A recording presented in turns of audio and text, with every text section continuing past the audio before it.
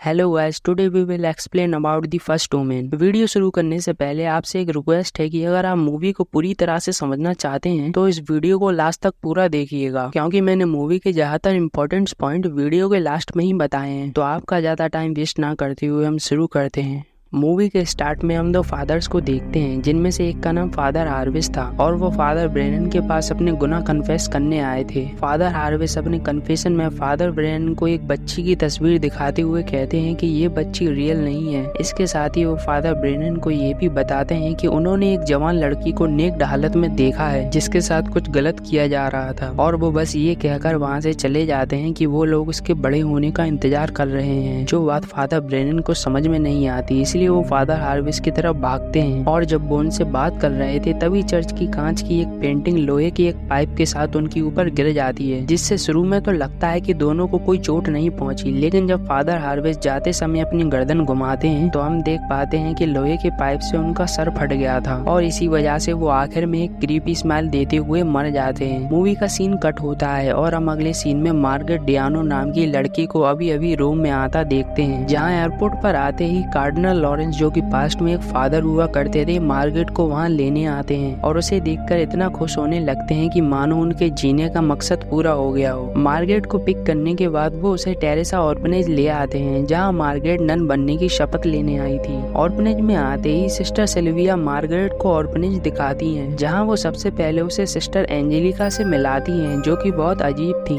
और इसके बाद वो उसे कार्लिटा से मिलवाती है, जो कि एक बच्ची थी पर उसकी हरकतें बिल्कुल एक साइको की तरह थी, क्योंकि वो अकेले में अक्सर अजीब सी ड्राइंग्स बनाते रहती थी। साथ ही वो जब पहली बार मार्गरेट से मिलती है तो वो उसके गाल पर चाट लेती है, जो कि बहुत अजीब था। इन सब से मिलने के बाद सिस्टर सिल्विया उसे एक ऑपरेशन थिएटर दिखाती है, जहां वो बच्चों की डिलीवरी किया करते थे, और ऑर्फनेज में एक ऑपरेशन थिएटर क्या कर रहा था ये बात मुझे समझ में नहीं आती, लेकिन वीडियो के लास्ट तक आप समझ जाएंगे कि यहाँ क्या चल रहा है। ऑर्फनेज का पूरा टूर करने के बाद मार्गरेट अपने अपार्टमेंट में आ जाती है, जो कि उसे ऑर्फनेज की कम्युनिटी की तरफ से ही मिला था। मार्गरेट घर में आते ही रियलाइज करती है कि वो वहाँ अकेली नहीं थी, बल्कि सिस्टर लस, जो कि ऑर्फनेज की एक वर्कर थी, वो भी वहाँ रहती थी, और सिस्टर होने के बावजूद भी लस बड़े मजे में शराब का सेवन करती थी, साथ ही चुपके से क्लब भी जाया करती थी। लस से मिलने के बाद अगले सीन में हम मार्गरेट को ऑर्फनेज की सिस्टर्स के साथ पोटैटो छीलते हुए देखते हैं। साथ ही उन सभी में हम एक सिस्टर को सिगरेट पीते हुए भी देखते हैं, जो कि मेरे हिसाब से तो चर्च की सिस्टर्स के लिए एक अजीब बात है। सिस्टर्स के साथ काम में हाथ बटाने के बाद मार्गरेट वहाँ के बच्चों के साथ रोम लैंग्वेज सीखने की कोशिश करती है, और बच्चों के साथ फन करने के दौरान वो क्लास में कार्लिटा को देखती है, जो सबसे दूर अकेली बैठी हुई थी। क्लास खत्म हो जाने के बाद